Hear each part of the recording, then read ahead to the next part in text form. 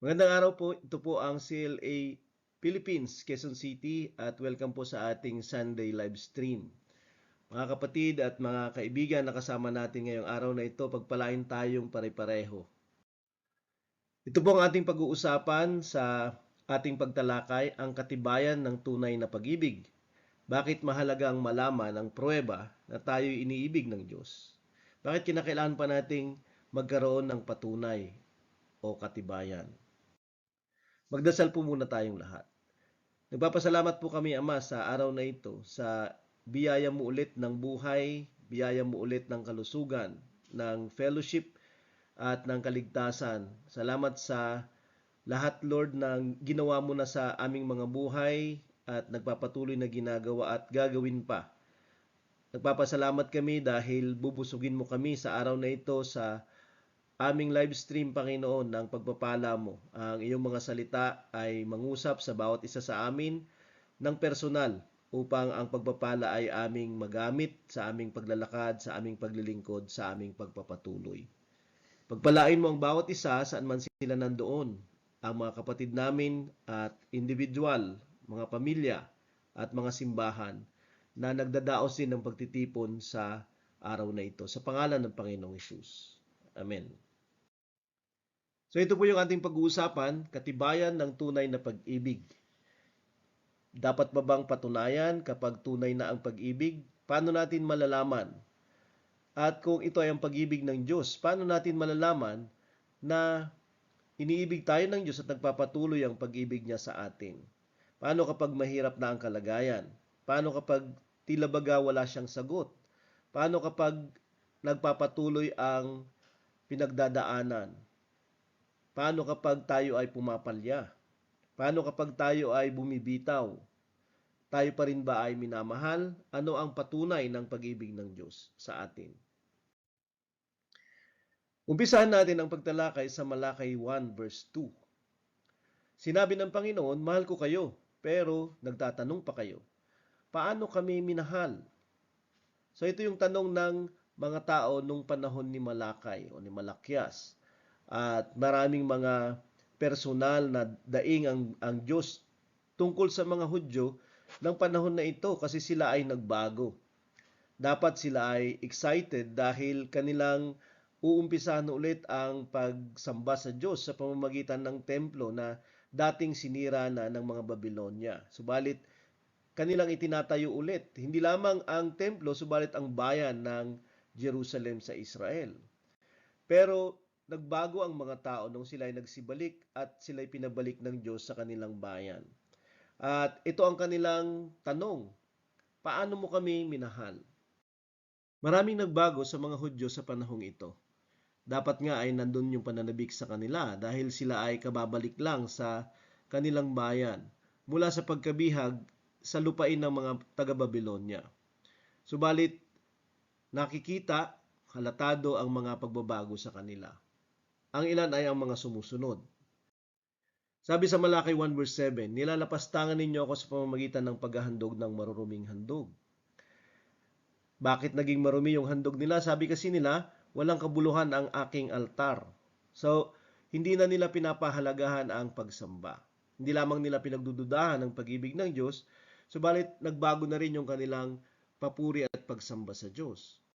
Sa Malakay 2 verse 7 at 8, tungkulin ninyong mga saserdote na turuan ng mga tao na malaman nila ang tungkol sa akin. At dapat naman silang magpaturo sa inyo dahil mga sugo kayo, pero hindi ninyo sinunod ang aking mga pamamaraan. Ang mga turo ninyong nagtulak sa marami para magkasala.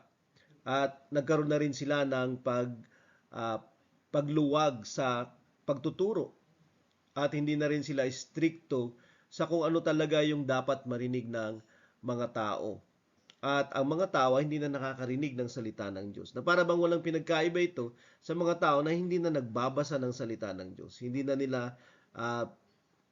nila pinagpapatuloy na aralan ang kanilang mga sarili.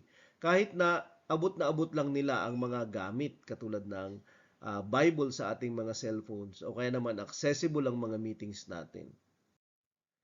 Isa pa sa Malakay 2 verse 10, hindi ba't iisang ating Ama at iisang Diyos ang lumalang sa atin? Bakit hindi tayo nagiging tapat sa isa't isa? Sa ginagawa natin ito, binabaliwala natin ang kasunduan. So merong tipan, pero hindi na nila ito pinapahalagahan. Katulad lamang ng sa panahon natin, meron din tayong tipan na binitawan sa Diyos na tayo ay maglilingkod sa Kanya, na tayo ay parang mag-asawa na nagbigay ng panata sa isa't isa simula pa ng una. Na para bang kahirapan ba ang makapagpahiwalay sa atin? Hindi, kundi kamatayan lang. Katulad ng sinasabi at binabanggit ng mga mag-asawa kapag ikinakasal sila. Pero wala na ang mga kasunduang ito. Wala na sila sa pagsunod sa tipan na kanilang inumpisahan sa Diyos. Sa Malakay 3 verse 8 panghuli, magtatanong din ako, sabi ng Diyos, maaari bang nakawan ng tao ang Diyos? Pero ninanakawan ninyo ako at itinatanong ninyo, paano namin kayo ninanakawan sa mga ikapo at mga handog? At ito ang mga pagbabago sa mga Hudyo nung panahon ni Malakyas. At sa panahon natin, paano natin ninanakawan ng Diyos? Hindi lamang sa mga handog, subalit sa mga panahon, sa mga oras, sa mga pagkakataon na dapat ay sa Kanya. Sa mga prioridad ng buhay natin ay nasaan na ang Diyos kung sakali. At ito ang mga problema ng mga tao nung panahon ni Malakyas. Sila ay mga mananampalataya, sila ay mga bayan ng Diyos, sila ay itinuturing na ligtas ng Diyos, sila ay naiwan mula sa pagkabihag. Pero nagbago ang kanilang pagmamahal, nagbago ang kanilang pagsamba, nagbago ang kanilang mga pag-aaral at pagtuturing sa mga bagay ng Diyos at mga katuruan ng Diyos. Nagbago ang kanilang pagbibigay sa Diyos. At ito ang background ng Malakay. At puro siya complaint ng Diyos. Ang Diyos ba ay nagrereklamo? Dito sa Malakay, marami siyang complaints. At yung unang-una na problema ng mga tao sa Malakay ay nagbago na kasi yung kanilang paningin ng pagmamahal ng Diyos sa kanila. Sa palagay nila ay hindi na sila minamahal ng Diyos. Ito ba ay nag-ugat pa simula nung sila ay bihagin at iniisip nila na sila ay pinabayaan na ng Diyos? Panaka-naka ay atin ding tinatanong yung ganitong katanungan. Paano ba mo kami minamahal, Panginoon? Or naitanong ba natin sa sarili natin ang tanong na ito? Kung paano tayo talagang minamahal ng Diyos? Ano ang mga patunay at mga katibayan na tayo'y mahal talaga ng Diyos? Lalong-lalo na sa panahon na nagbabago yung mga kalagayan natin at hindi sila dumadali. Nagbabago ang mga sarili natin at tayo ay nagiging pasaway. Nagmamahal pa rin ba ang Diyos sa atin? Paano natin malalaman? Sabi ng Diyos sa kanila, mahal ko kayo. Pero bakit nyo pa tinatanong, paano mo kami minahal? At ito ang sagot ng Panginoon. Alalahanin ninyo na kahit magkapatid sina Esau at Jacob, minahal ko si Jacob pero si Esau hindi. At sa kwento ng Biblia natin, magkapatid itong si Jacob at saka si Esau. Hindi lamang sila magkapatid, sila ay magkakambal. Pero nauna na ipinanganak si Esau na dapat siya yung pagpapalain, na dapat ang birthright o pamana ay para sana kay Esau yung mas malaking pamana. At siya yung dapat pipiliin para sa lahat ng pagpapalang pinakamabuti. Pero ang pagpapalain ay si Jacob. Hindi ito karapat-dapat, hindi ito ayon sa nararapat, pero siya ang pinili ng Diyos. Hindi dahil sa ano paman ng tungkol kay Jacob, una sa lahat, kundi para sa kanya na pumili. Pinipili ng Diyos si Jacob. Oo, totoo na meron silang pagkakaiba sa ugali at pagtuturing sa birthright o sa Diyos. Dahil si Jacob eventually ay masunurin, siya ay nagsisi sa kanyang mga kasalanan at siya ay sumunod sa Diyos. Pero nagsimula ang pagpapalang ito sa biyaya ng Diyos, ng pagpili kay Esau sa simula pa, sa walang hanggan. Paano nagalit ang Diyos kay Esau? Paano nagalit ang Diyos sa kapatid ni Jacob o si Edom? Sa Malakay 1 verse 3, winasa ko ang kanyang mga kabundukan kaya naging tirahan na lamang ng mga asong gubat. Yung kanyang kalagayan ay tila baga pinabayaan ng Diyos sa pagkasira. Si Esau ay napabayaan sa kapahamakan. Sa Malakay 1 verse 4, maaring sabihin ng mga Edomita, ito yung mga inanak ni Esau, kahit na winasak ang aming bayan, ito'y muli naming itatayo. Ang Panginoong makapangyarihan ay nagsasabi, kahit na itayo nilang muli ang kanilang bayan, gigibain ko pa rin ito. At ganito ang pagkagalit ng Panginoon kay Esau. Dahil sa kanyang pagbaliwala dun sa plano ng Diyos, pagbaliwala sa kalooban ng Diyos at sa pagkapanganay o birthright blessing ng Diyos. At sabi niya, kahit na itayo nyo pa yan, gigibain ko pa rin siya. At ganito ang kanyang tila baga perpetual, di ba, na galit sa mga taong ito. Hindi lamang magiging laban ang Diyos kay Esau at sa kanyang mga lahi, subalit ang Panginoon din ay magpapabaya sa kanila sa kasamaan. Tatawagin silang masamang bansa at mga mamamayang laging kinapupuotan ng Panginoon. Ito sila makikilala, mga bansang masama dahil sila ay pinabayaan sa kasamaan ng Diyos. At sa kasamaan nila, ang Diyos ay magagalit at mapupuot, magpapatuloy. Sa verse 5, makikita ninyo ang kanilang pagkawasak. Pababayaan sila sa pagkawasak ng Diyos. Hindi lamang sila, kundi sabi niya, makapangyarihan ang Panginoon kahit sa labas ng Israel. Hindi lamang sa Esau o sa mga Edomita, kundi kahit saan sa labas ng Israel o sa mga pinagpala ng Panginoon.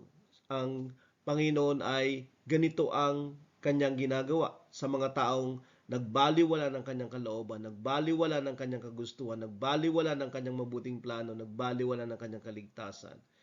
Ng pagpapala niya, sila ay pababayaan. Ni lamang sa pagkawasak, sa kasamaan, subalit ang Panginoon ay magiging laban sa kanila ng isang nagpapatuloy na pakikipaglaban. So ganoon nagalit ang Diyos kay Esau. Wala na siya ngayon. At siya ay absorbed na sa mga lahi o bansa ng Jordan at ng Saudi Arabia.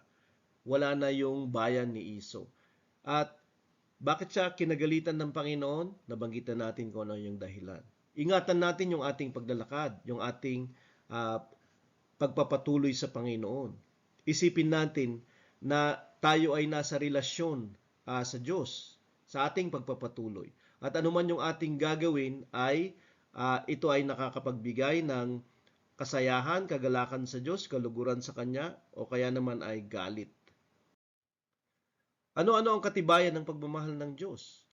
Paano natin mapapatunayan sa ating mga kalagayan ngayon kung tayo naman ay mapunta sa kalagayan katulad ng nangyayari sa Israel long time ni Malakay? Nagbabago yung ating relasyon sa Panginoon, yung ating pagmamahal sa Kanya, hindi na katulad ng una. Hindi na tayo kasing excited, hindi na tayo kasing ningas sa ating worship at praises. Hindi na tayo kasing excited na mag-aral, na matuto mula sa Panginoon, mula sa Kanyang salita. Hindi na tayo nagpapatuloy na umuunlad, lumalalim, lumalawak sa pagkaunawa sa Diyos na ito upang mas higit pa natin siyang mahalin sana. Hindi na nagpapatuloy yung ating pagbibigay, hindi lamang sa pinansyal na paraan, kundi sa iba't ibang mga bagay na meron tayo. Hindi lamang treasures, kundi time. Hindi lamang time, kundi talents. Daming ibinigay ang Panginoon sa atin, bukod sa oras, bukod sa buhay, bukod sa pagpapala, bukod sa kapatawaran, bukod sa maraming mga iba't ibang mabubuting katangian na pwede nating i-share sa iba. Maraming pagpapala, maraming realizations na dapat nating sinishare. Pero bakit hindi natin ginagawa sa Kanya? Hindi natin ginagawa sa simbahan na Kanyang katawan. Ano-ano ang katibayan ng pagmamahal ng Diyos sa atin kapag tayo ay pumupunta o nakakarating sa ganitong kalagayan? Sa John 11 verse 5 to 6, dito mayroong tatlong mga magkakapatid na kaibigan ng Panginoong Hesus. Nagkasakit yung lalaki, si Lazarus. Si Marta at ang kanyang mga kapatid na babae at si Lazaro ay inibig nga ni Jesus. Nang marinig nga niyang may sakit si Lazaro ay nanatili siya ng 2 araw sa puok na kanyang kinaroroonan. Nagkasakit si Lazarus, isa sa mga iniibig niya, pero lahat sila ay iniibig niya, yung 3 magkakapatid na ito. He loved them.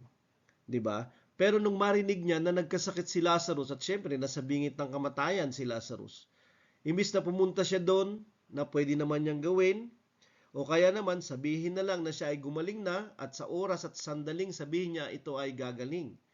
Pero siya ay naggantay pa. At dito sa punto na ito, sa sandali na ito, na tila baga ang Panginoon ay walang sagot. Na tila baga ang Panginoon ay walang imik. 'Di ba? Sa ating pagtangi, sa ating paghingi, sa ating pagdarasal sa Kanya. Ano ang nangyayari sa atin? 'Di ba? Gagawin ba nito na mas lalong ma-build yung faith natin o gagawin niya na makapag-develop ng doubt sa atin? Gagawin niya na makapag-develop ng impatience sa atin? Gagawin niya na makapag-develop ng imbis na pagpapatuloy ay medyo pagtigil sa pagsunod? O kaya naman ay lahat ng kabaliktaran noon? 'Di ba? Ito yung nangyayari. Hindi dahil mahal tayo ng Panginoon ay karakaraka, kaagad-agad. 'Di ba? Yung kanyang pagsaklolo sa atin, pagtulong sa atin, o kaya naman pagdinig sa atin kung sakali. Si Lazarus ay minamahal niya. At may mga ganitong mga pagkakataon.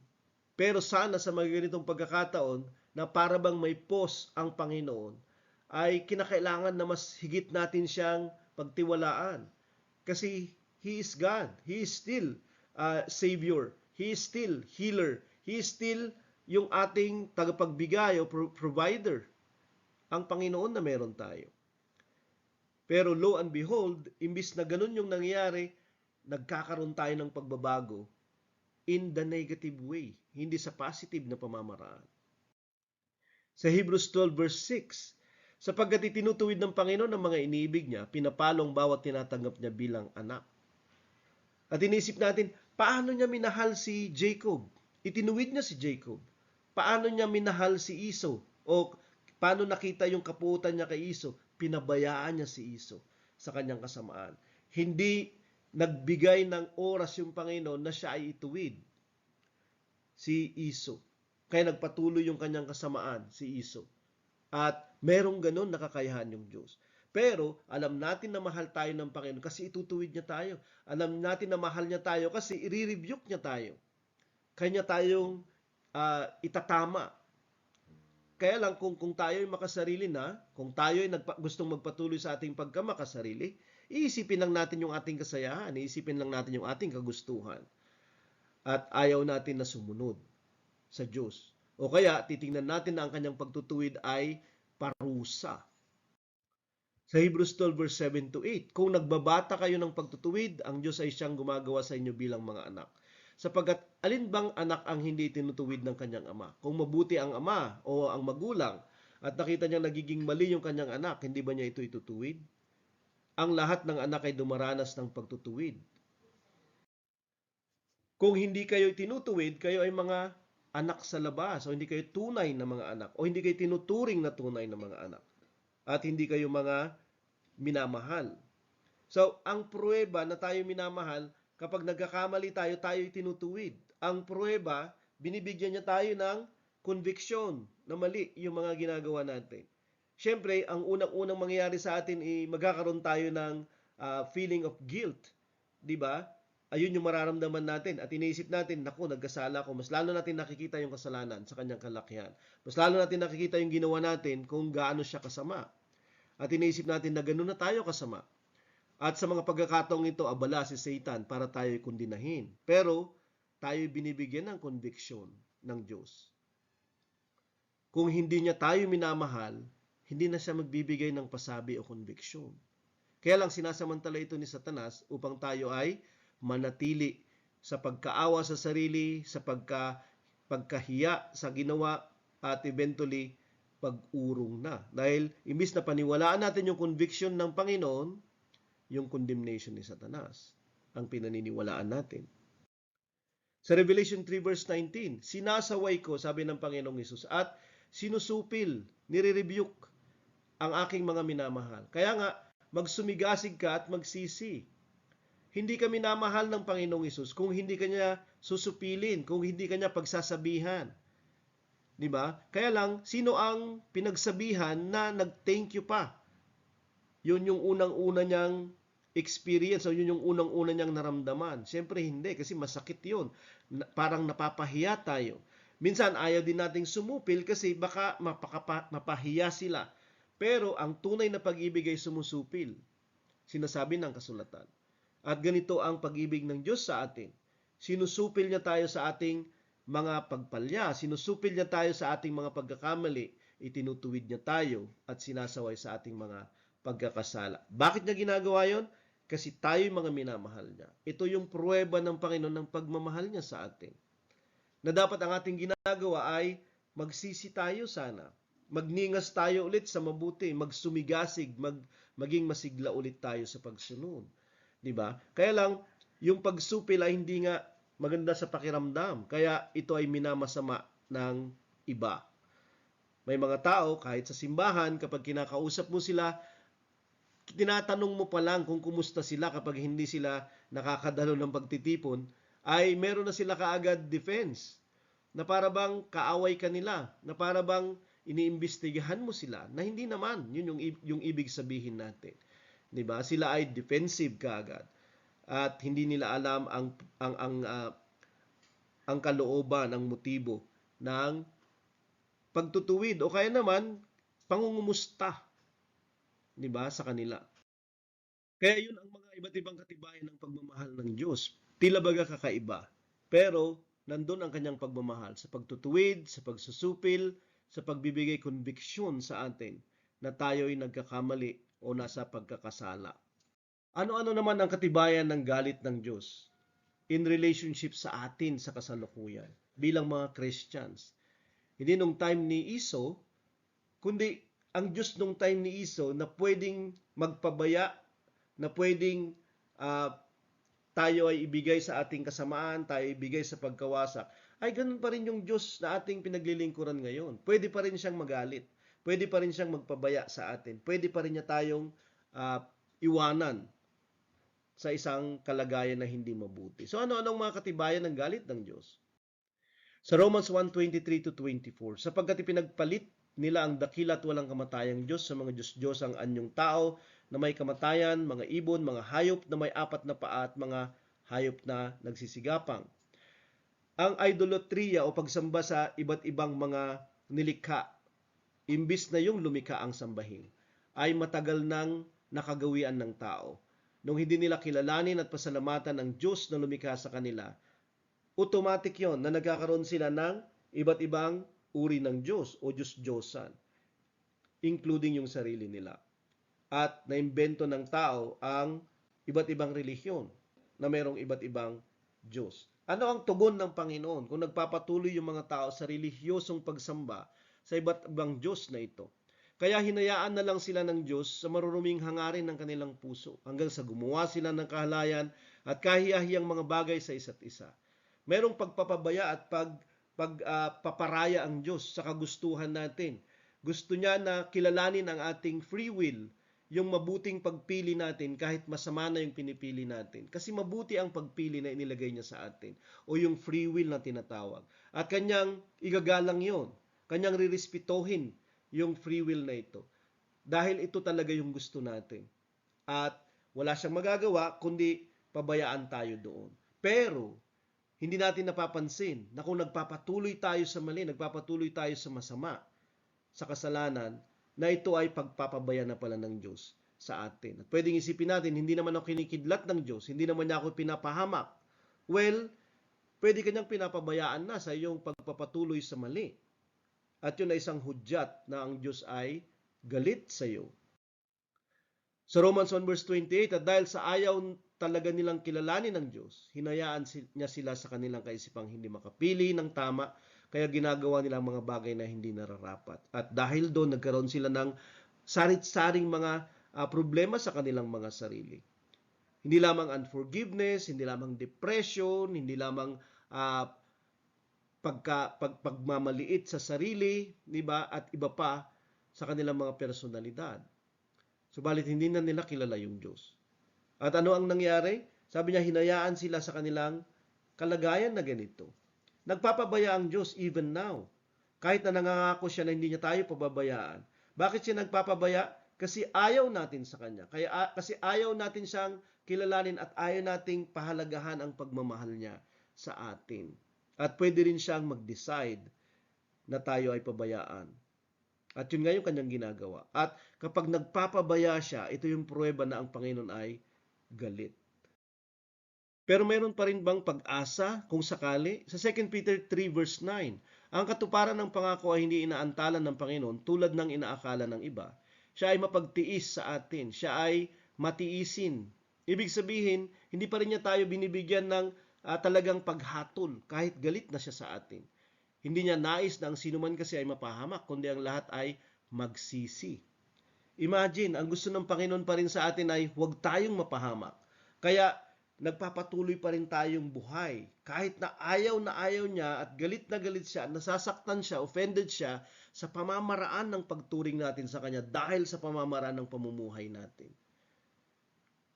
Inaayawan natin siya. Yun yung litaw na litaw sa ating pamumuhay. Ginagalit natin ng Diyos sa ating di pagsunod sa Kanya. Pero ayaw pa rin niya tayong mapahamak kasi mapapahamak tayo. At gusto pa rin niya na magbago tayo. Yun yung ibig sabihin ng pagsisisi. Romans 2 verse 4, minamalit mo ba ang yaman ng kanyang kabaitan, pagtitiis, pagtsatsaga, ang kabutihan ng Diyos? Kasi ito yung gumagabay sa atin sa pagsisisi. Bakit siya mabait? Bakit siya mapagtiisin? Bakit siya matsyagain? Bakit siya mabuti sa atin? Kasi minamahal niya tayo. Nandun pa din yung kanyang pagmamahal na hindi niya tayo binibigyan ng ending sa buhay natin. Kasi hinihintay pa rin niya tayo na magsisi. Minsan sinasabi ng mga tao, sana dumating na yung paghatol ng Panginoon. Sana kapag dumating yun, nakapagsisi ka na. Minsan kapag mahirap yung kalagayan, minsan kapag inaagrabyado ng mga tao, minsan kapag hindi na kaya yung buhay, ang mga tao ay nagsasabing, Lord, dumating ka na. Pero sana kapag dumating siya ay nakapagsisi tayo kasi kapag hindi, tayo din ay mapapahamak. Merong kabaitan yung Panginoon. Matiisin siya at matyagain. Mabuti ang Panginoon dahil siya ay nagmamahal sa atin. Yung pagpapatuloy natin ay hindi lamang niya pagpapabayayon sa atin sa mali, kundi pagtitiis at pagtsatsaga niya yun. Kabutihan niya pa rin yun dahil mahal niya tayong magsisi. Sa verse 5, ngunit ayon sa katigasan ng iyong puso at hindi pagsisisi, ikaw ay nag-iipon ng galit laban sa iyong sarili. Ito ay sa araw ng galit at pagpahayag ng matuwid na hatol ng Diyos. Huwag na tayong dumating dun sa dulo na hindi natin na-realize na kinakailangan nating magbago. Huwag na tayong dumating dun sa dulo para maging huli ang lahat. Dapat ngayon pa lang maintindihan na natin. Yung katigasan ng puso natin, yung hindi natin pagbabago at pagsisisi ay hindi lamang ito lisensya para magpatuloy tayo sa ating kalagayan na hindi mabuti, kundi ito ay pag-iipon ng galit ng Diyos sa araw ng paghuhukom. Verse 8, sa kanila na makasarili at masuwayin, sumusunod sa kalikuan, ang tatanggapin nila sa Diyos ay kapuutan at galit. Hindi makakabuti sa atin yung galit ng Panginoon. Makakabuti sa atin yung pag-ibig ng Diyos. Kaya tayo ay magpasuway. Huwag tayo magpatuloy na magpasaway. Tayo ay magpatama. Huwag tayo magpatuloy sa pagkakamali. Dahil ang Diyos ay nagbabago sa kanyang pakikitungo sa atin kapag tayo nagbabago din ng pakikitungo sa kanya. Merong impyerno at ito yung galit ng Diyos isang araw. Siya ba ay mapagpabayang Diyos? Merong dulo yung kanyang biyaya, yung kanyang habag, yung kanyang awa, yung kanyang pag-ibig. At ang dulo nun ay yung kanyang paghatol. Pero hanggat wala pa yon, meron tayong pagkakataon na magbago, meron tayong pagkakataon na yakapin siya dahil siya ay palaging tumatakbo upang tayo ay sundan ng kanyang pagmamahal. Hanggat sa dulo ng ating paglalakad at pamumuhay na wala na talaga siyang magagawa kundi ibigay sa atin yung gusto natin. yung kanyang galit, yung kanyang kapuutan, yung lugar o kalagayan na walang Diyos, o kaya naman, doon ay hindi natin siya papayagang siya yung masunod. Impyerno yung tawag doon. Pababayaan ng Diyos yung mga kaluluwa doon. Dahil sila ay nagtakwil sa kanya sa kanilang pamumuhay dito. So, yun yung katibayan ng galit ng Diyos, na siya ay nagbibigay ng pahintulot sa atin na magpatuloy sa ating kasamaan. Pero at the same time, yung panahon na yan ay panahon din ng kanyang kabaitan, kabutihan, ng kanyang pagkamatiisin at pagtsatsaga dahil mahal niya tayong magsisi. Matthew 12 verse 32. Ang sinumang mamusong laban sa anak ng tao ay ipatatawad sa kanya. Ngunit ang sinumang magsalita laban sa banal na espiritu ay hindi siya mapapatawad sa kapanahonang ito maging sa darating pa. Ito yung tinatawag na walang kapatawarang kasalanan. Bakit walang kapatawaran yung kasalanan? Na pamumusong sa Espiritu Santo. Kung sa Panginoong Hesus ay merong kapatawaran ang pamumusong sa Kanya, bakit sa Espiritu Santo ay wala? Hindi daw mapapatawad sa panahong ito at sa darating. So, ibig sabihin, forever, hindi na siya mapapatawad. Bakit hindi siya mapapatawad? Dahil ba sa ginawa niyang pamumusong? Ano ang background nito? Ang pangyayaring ito, si Jesus Christ ay nagpalabas ng demonyo. Nagpalaya siya ng demonyo sa isang tao. At sinabi ng mga kaaway ng Panginoon na ito ay sa pamamagitan ng demonyo siya nagpapalayas. Sa pamamagitan ng diablo ni Satanas. At hindi sa pamamagitan ng Diyos. Dahil hindi nila kinikilala yung kanyang pagka-Diyos at yung kapangyarihang kumikilos sa kanya. Samantalang ito ay malinaw na ito ay makapangyarihan sa mga demonyo. At ang pinakamakapangyarihan siyempre sa mga demonyo ay ang Espiritu ng Diyos o kaya ang kapangyarihan ng Diyos na nasa Panginoong Hesus dahil sa Holy Spirit na nasa kanyang katauhan. Pero hindi nila kinakilala ito. Pero hindi nila tinatanggap ito. Itinatanggi nila ito. Nakikita na nila yung mabuting layunin ng pagdating ng Panginoong Hesus upang iligtas sila, upang tulungan sila, pero itinatanggi nila. Nakita na nila yung kapangyarihan na napakabuti ang layunin na gumagawa sa Panginoong Hesus upang sila ay palayain, upang palayasin ang lahat ng masasama sa kanila at sila ay makapagpatuloy, makapag-umpisa sa mabuting kalagayan at buhay. Pero ayaw nila. Hindi lamang yung salvation yung nadala ni Jesus Christ, pero yung conviction na dala ng ginagawa niya sa pamamagitan ng kapangyarihan ng Espiritu Santo. Kapag tinanggal natin yung conviction, paano pa tayo makakapagsisi? At dahil hindi na tayo makakapagsisi, magpapatuloy tayo sa non-repentant na kalagayan na sinasabi niya kanina, naghihintay lang yun ng galit ng Diyos. Dahil walang kapatawaran yung hindi nagsisisi sa kanyang kalagayan. Tayo ay nakakasakit sa Diyos sa mga kasalanan na ginagawa natin. Pero kapag hindi natin iniisip na nasasaktan siya, magpapatuloy tayo doon. At maaring meron ng mga motivation, mga inspiration, mayroon ng mga conviction yung Holy Spirit sa atin to change. Pero binabaliwala natin siya. Not because namumusong tayo sa Espiritu Santo, kundi kapag pinusong mo yung Espiritu Santo, ay inaayawan mo yung kanyang gabay, iaayawan mo yung kanyang direksyon. Yun yung ginagawa nila dito. At yung direksyon niya is conviction for their sins, upang sila ay magbago. At dahil hindi nila gugustuhin yun, hindi na sila magbabago. At hindi na nila tatanggapin yung pagkilos ng Espiritu sa Panginoong Hesus at eventually kahit sa pagliligtas ng Panginoong Hesus. So paano pa sila mapapatawad? Magpapatuloy at magpapatuloy lang sila sa pagkakasala kung hindi nila tatanggapin yung yung kapangyarihan ng conviction ng Holy Spirit. Kasi yun yung nangyayari sa kanila. Ipinapakita ng Panginoon na sa pamamagitan ng kapangyarihang dala niya in the Holy Spirit, sila ay mapapalaya, sila ay pagpapalain at pag-ayawan nila ito at sabihin nilang ito ay masama at yun yung ginagawa nila dito.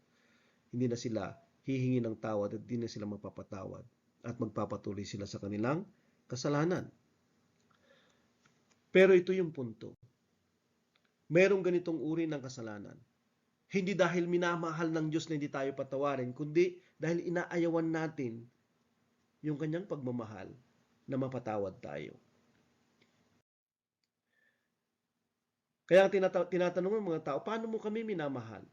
Kung nangyayari sa amin yung mga bagay na ito. Kung nasasaktan kami sa mga rebuke, sa mga pagtutuwid, kung kami ay nawawalan, kung kami ay hindi mo sinasagot, paano mo kami minamahal? Tayo pa rin ay minamahal ng Panginoon. Hindi siya nagkukulang at alam niya yung kailangan natin. Mas higit sa alam natin ang kailangan natin na pansarili. Sa Romans 8 verse 35, sino ang maghihiwalay sa atin mula sa pag-ibig ni Kristo? This is a rhetorical question na ang ibig sabihin na ang sagot is wala, nothing. Ang paghihirap ba? Hindi. Ang kagipitan ba? Hindi. Ang pag-uusig ba? Ang kagutuman ba? Ang kahubaran ba? Ang panganib ba? O tabak? Hindi. Hindi maihiwalay sa atin ang pag-ibig ng Panginoon. At kapag ang pag-ibig ng Panginoon ay sumasa atin, we're safe mula dito sa lahat ng mga bagay na ito. Hindi tayo tatapusin o tatanggalin yung kaligtasan natin ng paghihirap, kagipitan, pag-uusig, kagutuman, kawalan, panganib, tabak. Ito ay sapagkat nakakatiyak ako, sabi ni Pablo, na walang makakapaghiwalay sa atin mula sa pag-ibig ng Diyos. Wala nga. At dinala ito ni Kristo sa atin, ang Diyos na nagkatawang tao, yung pag-ibig ng Diyos. Pero kapag sinasabi natin, paano mo kami minamahal? Nagsisimula na nating pagdudahan yung pagmamahal ng Diyos. Na para bang tumigil na siya sa pagmamahal sa atin. Kaya titigil na rin tayo sa pagmamahal sa Kanya. Hindi ang kamatayan o buhay o mga anghel o mga pamunuan o mga kapangyarihan, mga bagay sa kasalukuyan o mga bagay na darating ang magpapahiwalay sa atin mula sa pag-ibig ng Diyos. Kasi tayo pa din ay susunduin ng pag-ibig ng Diyos mula sa kamatayan at bubuhayin tayo ulit. At kapag tayo naman ay nagkakaroon ng kahirapan sa buhay, tayo ay Kanyang ilalagpas. Anong uri ng mga nilikha yung pwedeng pumigil sa Diyos para mahalin tayo? Wala. Hindi ang matataas na bagay o mga kalaliman o kahit anumang nilikha. Walang anumang makakapagpahiwalay sa atin mula sa pag-ibig ng Diyos na kay Kristo Jesus na ating Panginoon. Ang tunay na pag-ibig ay hahamakin lahat. At ito ang ginawa ng Diyos sa pag-ibig niya sa atin. At Kanyang tinitiyak na hindi magmamaliw, hindi magbabago ang pag-ibig na ito. Kahit na tayo ay pumapalya, mayroon pa rin siyang pag-ibig. Pero wag tayong mawalan ng pag-asa, wag tayong mawalan ng paniniwala at magduda. Kasi ang hindi mapapatawad ng Diyos ay yung taong hindi humihingi ng kapatawaran. Romans 5 verse 8, ipinakita ng Diyos ang kanyang pag-ibig sa atin. Nang tayo ay makasalanan pa, si Kristo ay namatay para sa atin. Hindi nung tayo ay naging mabuti na, nung tayo ay nagsisisi na, hindi. Nung tayo ay makasalanan pa at nagpapatuloy sa kasalanan, ang Diyos ay umibig na sa atin. So, ang pag-ibig niya ever since nung namatay si Jesus Christ sa krus, iniibig na niya tayo. John 3:16, sa ganitong paraan, inibig ng Diyos ang sanglibutan, kaya pinagkaloob niya ang kanyang bugtong na anak upang ang sino mang sumampalataya sa kanya ay hindi mapapahamak, kundi magkaroon ng buhay na walang hanggan. Make no mistake, mahal tayo ng Diyos at ayaw niya tayong mapahamak. At even to the extent of sacrificing Himself, gagawin niya yun para patunayan yung pag-ibig niya sa atin. Pero bago natin sabihin, minamahal mo ba ako? Paano mo ako minamahal? Itanong din natin sa sarili natin, ano na yung sinakripisyo natin sa pagmamahal natin sa Kanya? Kasi nasasalamin yung pag-ibig ng Panginoon sa atin. Sa Revelation 13 verse 8, ang lahat ng mga nakatira sa lupa ay sasamba sa Kanya, yung Antichrist. Sila na ang kanilang pangalan na hindi nakasulat sa aklat ng buhay ng Kordero. Ito ang korderong pinatay mula nang itatag ang sanglibutan. Nung nabuhay muli sa mga patay si Jesus Christ, siya ay maraming peklat, maraming butas yung kanyang katawan.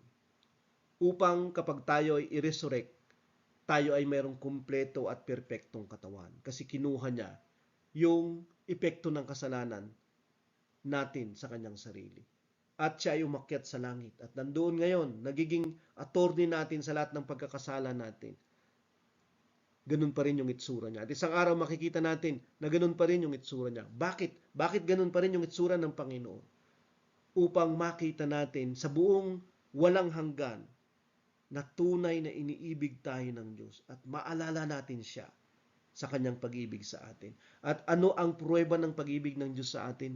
Hindi lamang nabutas yung kanyang katawan, nabubo yung kanyang dugo, ibinuhos niya yung buhay niya para sa atin.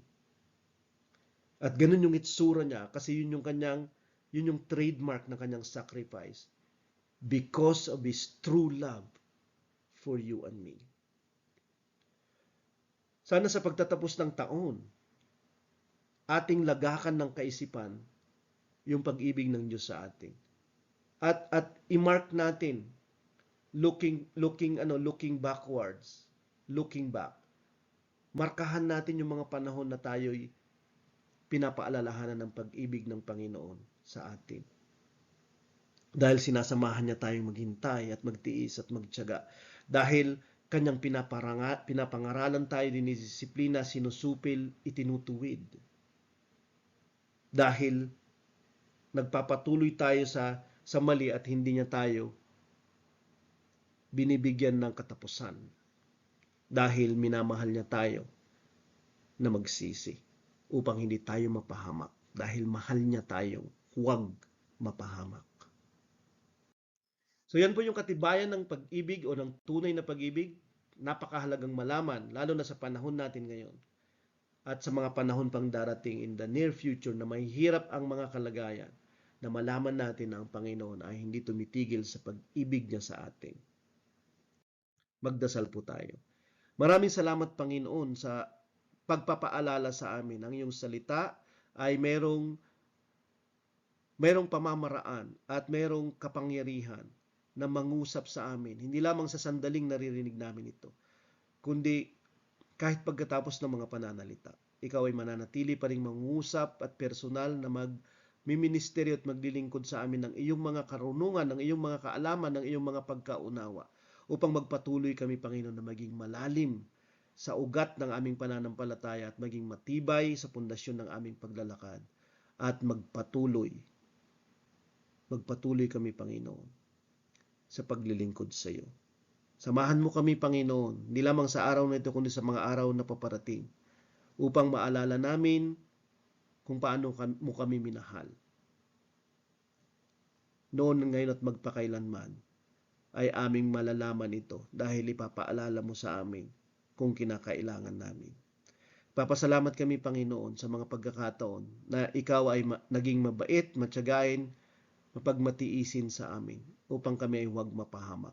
At higit sa lahat, dahil ibinigay mo ang iyong bugtong na anak na si Jesus upang kami ay mabigyan ng Diyos na hindi lamang kayang magsakripisyo ng buhay sa amin, kundi sasama siya sa aming kahirapan. Kanya kaming dadamayan. Kanya kaming ilalagpas. At walang hanggang ililigtas. Sa pangalan ng Panginoon, maraming salamat. Amen. So God bless po sa ating lahat. Magpatuloy po tayo sa ating pagsamba sa araw na ito at sa ating fellowship at communion follows.